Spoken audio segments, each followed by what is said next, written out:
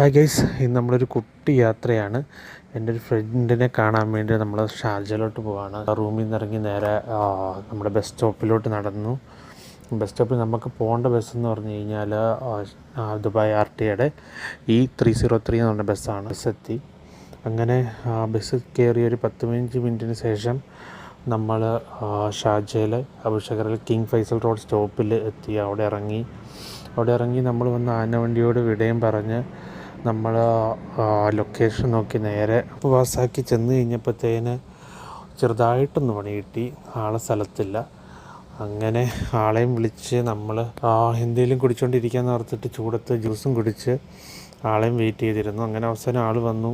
ആളോട് സംസാരിച്ച് എൻ്റെ സർട്ടിഫിക്കറ്റും വാങ്ങി നേരെ നമ്മൾ തിരിച്ച് വരുവാണ്. തിരിച്ച് നമ്മുടെ ഫൈസൽ റോഡിലുള്ള സ്റ്റേഷനിൽ തന്നെ എത്തി.